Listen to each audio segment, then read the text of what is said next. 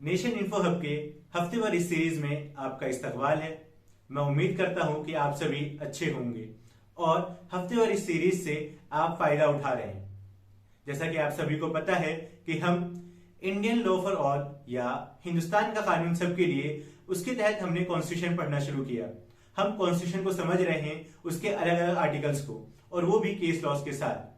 तो पिछला वीडियो जो हमने बनाया था वो था आर्टिकल 48 को लेकर। उसमें हमने देखा कि कैसे एनिमल राइट्स के बारे में बात किया गया, एनिमल वेलफेयर के बारे में, एनिमल प्रोटेक्शन के बारे में बात किया गया, और ये एक कदम आगे बढ़ाया गया था ह्यूमन राइट से। क्योंकि इससे पहले हमने जितने भी उसमें देखा, उसमें खास करके बात किया गया ह्यूमन राइट्स को लेके, इंसान के हुकूक को लेके, इंसान के अधिकारों को लेकर। लेकिन आर्टिकल 48 में एनिमल राइट्स के बारे में बात किया गया। तो चलिए अब इसको एक कदम और आगे बढ़ाते हैं और देखते हैं कि इंडियन कॉन्स्टिट्यूशन का आर्टिकल 49 जो है वो क्या प्रिंसिपल देता है, स्टेट को जिम्मेदारी देता है, स्टेट को गाइडेंस देता है कि क्या करना चाहिए। तो आर्टिकल 49 जो है वो बात करता है प्रिजर्वेशन की, किसकी, मॉन्यूमेंट्स की, प्लेसेस की, या कुछ आर्ट्स हैं, आर्टिफैक्ट्स है, किसी आर्टिस्ट का कोई चीज है, उन सबको प्रिजर्व करने के बारे में बात किया गया। इसका हम सबसे अच्छा एक एग्जांपल लेना चाहे तो हम देखते हैं कि कैसे ताजमहल को बनाया गया था 16वीं शताब्दी में, लेकिन वो अभी भी है और उसके ऊपर ध्यान दिया जाता है। वैसे ही बहुत सारे ऐसे मॉन्यूमेंट्स हैं, बहुत सारे ऐसे हिस्टोरिकल प्लेसेस हैं, जगह है जिनको प्रिजर्व करके रखा गया है, और ये जिम्मेदारी किसके ऊपर दी गई, स्टेट को। कैसे, आर्टिकल 49 के जरिए से। इसीलिए हम देखते हैं कि आर्कियोलॉजिकल सर्वे ऑफ इंडिया जो है हमारे मुल्क के अलग अलग पार्ट में जाती है, वहां से खोद खाद के कुछ पुरानी चीजों को निकालती है, उसको प्रिजर्व करने की कोशिश करते हैं। हम देखते हैं बिदर में एक अलग अपना एक सिटी था, या हड़प्पा देखते हैं, मोहनजोदाड़ो का हमने देखा, या ऐसे ही बहुत सारे हैं, हम्पी हो गया, या गुजरात में चले जाए, हमारे मुल्क के अलग अलग राज्य में आप जाते हैं तो अलग अलग टाइप के मॉन्यूमेंट्स मिलते हैं जिनको प्रोटेक्ट किया गया है, जिनको बचाकर संरक्षित रखा गया है। उसमें एक नाम और भी गया का भी ले सकते हैं आप, जहां पे देखते हैं कि आप कैसे मोनेस्ट्रीज जो है, मठ जो है, उनको बचाया गया है। साथ ही आप नालंदा यूनिवर्सिटी की भी बात कर सकते हैं। ऐसे अनगिनत एग्जाम्पल मैं दे सकता हूं आपको जिसको प्रिजर्व करने के लिए बोला गया और उसको प्रिजर्व किया भी गया, और इससे एक फायदा ये हुआ कि हमारे देश में टूरिज्म बढ़ा।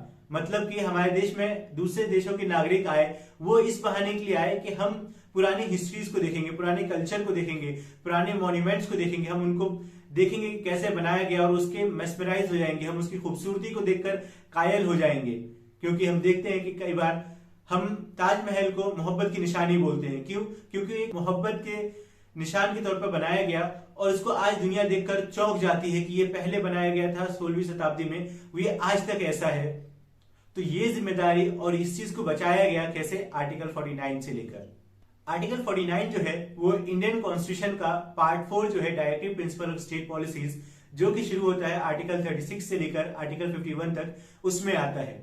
आर्टिकल 49 में साफ बोला गया प्रिजर्वेशन और प्रोटेक्शन के बारे में। मॉन्यूमेंट्स, हिस्टोरिकल मॉन्यूमेंट्स हो गए, आर्टिफैक्ट्स हो गए, कुछ भी हो गया जो नेशन इंपॉर्टेंस रखता है, नेशनल इंपॉर्टेंस रखता है, मतलब वो एक मुल्क के लिए, एक देश के लिए बहुत जरूरी चीज है, उसको प्रिजर्व करने की बात की गई। अब ये प्रिजर्वेशन की जो बात है वो जिम्मेदारी दी गई सेंट्रल गवर्नमेंट के पास, और साथ ही साथ राज्य के साथ। मतलब कि सेंट्रल गवर्नमेंट को भी जिम्मेदारी दी गई और राज्यों को भी जिम्मेदारी दी गई कि कैसे उनके यहाँ जो भी नेशनल इंपॉर्टेंस के मॉन्यूमेंट्स हैं, हिस्ट्री के पार्ट्स हैं, कुछ भी हो, आर्टिफैक्ट्स हो, या कुछ आर्टिस्ट लोगों ने कुछ बनाया हो, तो उसको प्रिजर्व करके रखा जाए। और ये आर्टिकल 49 में आया। आर्टिकल 49 का एक और सिग्निफिकेंट काम जो है वो ये है कि इंडिया का जो हिस्ट्री है, कल्चर, हेरिटेज है, इसको बचाया गया। अब हमारे मुल्क का जो इतिहास है एक बहुत बड़ा इतिहास है। हम देखते हैं कि इंडस वैली सिविलाइजेशन जो है वो 3000 BC में था, और उसका हम देखते हैं कि कैसे उसमें उस टाइम के लोगों ने नाले वगैरह और रोड वगैरह सब बना रखा था, और इसको प्रिजर्व कैसे किया गया, तो वो आर्टिकल 49 से किया गया। वैसे ही हम देखते हैं कि हमारे पास मौर्यन साम्राज्य के आता है, हमारे पास अशोका के टाइम का आता है, हमारे पास देखते हैं हम चंद्रगुप्त के टाइम का है, और ही ऐसे कई अनगिनत चीज है जो कि हिस्ट्री का पार्ट है, हमारे कल्चर का पार्ट है, उसको प्रिजर्व किया गया। और वो प्रिजर्व कैसे किया गया, तो वो आर्टिकल 49 के जरिए से किया गया।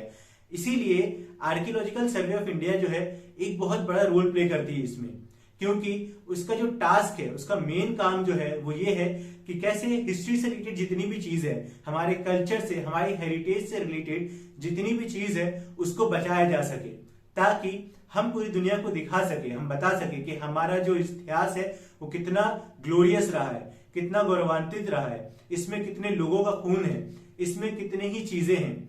उसी का एक पार्ट जो है वो है हमारे इंडिपेंडेंस का जो मूवमेंट है। हम देखते हैं कैसे कि 1857 में पहला वॉर हुआ इंडिपेंडेंस के लिए, उसके बाद से जितने भी मूवमेंट हुए हमने उन सब चीजों को भी प्रिजर्व करके रखा हुआ है, भले हमें उसकी हिस्ट्री में हो या हमारे उसकी फोटोज हो या जो भी चीज हो या पेंटिंग किसी ने बनाई, तो उन सब चीजों को हमने अभी तक प्रोटेक्ट करके रखा हुआ है और ये प्रिजर्वेशन में आ जाता है और ये एक नेशनल इंपॉर्टेंस देता है इन चीजों को। और नेशनल इंपॉर्टेंस की जो भी चीज है जिसको प्रिजर्व किया जाना चाहिए उसके बारे में आर्टिकल 49 ने साफ साफ बोला है।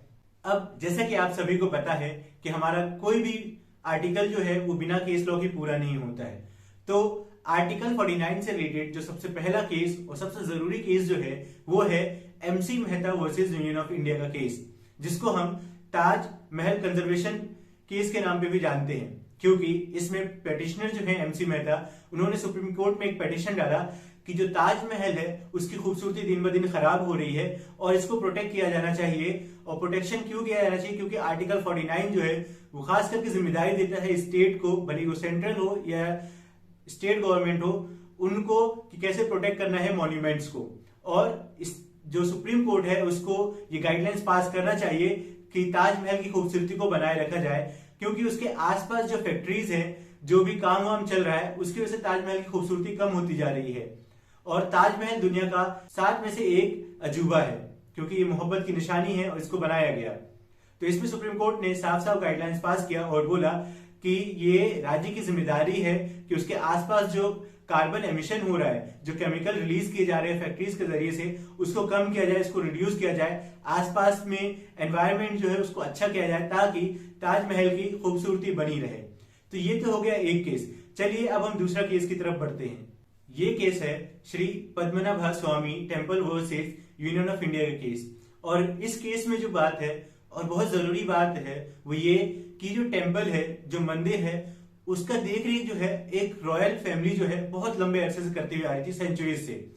फिर एक एडवोकेट है आनंद पद्मनाभा, उन्होंने केस किया 2 डिविटीज के तौर पे कि यहाँ पर जो इस टेम्पल में है इसके फंड्स में जो है बहुत मिसमैनेजमेंट हो रहा है, क्योंकि पद्मनाभ स्वामी टेम्पल जो है one of the richest temple है इंडिया का और इसमें बहुत सारा पैसा है, बहुत सारा सोना चांदी आता है। अब इस पे एक लंबा डिबेट चला, पहले लोअर कोर्ट में गया, लोअर कोर्ट से फिर लोअर कोर्ट ने बोला कि स्टेट की जिम्मेदारी है वो इसको टेक ओवर कर ले मैनेजमेंट को। फिर जो एग्रीड पार्टी है वो केरला हाईकोर्ट गए, उन्होंने वहां पर किया, वहां पर भी यही बात हुई कि स्टेट की जिम्मेदारी है कि इसकी देखरेख करे। फिर ये लोग सुप्रीम कोर्ट में गए और सुप्रीम कोर्ट ने भी जो केरला हाईकोर्ट का ऑर्डर है उसको बरकरार रखा और बोला कि इसके मैनेजमेंट का जो भी है वो स्टेट देखेगी, इसके प्रोटेक्शन का हो, इसका देखभाल करने का हो, इसका ख्याल करने का हो, इसकी फंक्शनिंग का हो, जो भी जिम्मेदारी है वो स्टेट की जिम्मेदारी है।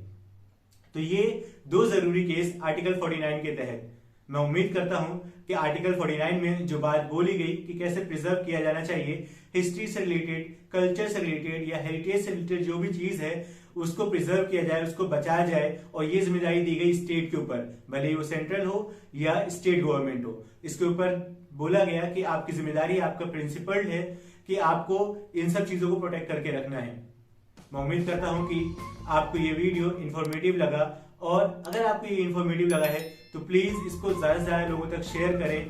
तो आप जितने ज्यादा लोगों को इसको शेयर करेंगे उतने ज्यादा लोगों को इन्फॉर्मेशन मिलेगी, उनकी नॉलेज में बढ़ोतरी होगी और उतनी ज्यादा हमारी रीच पहुंचेगी। आपका एक लाइक हमारे वीडियो के लिए बहुत फायदेमंद साबित हो सकता है। Thank you for watching nation info.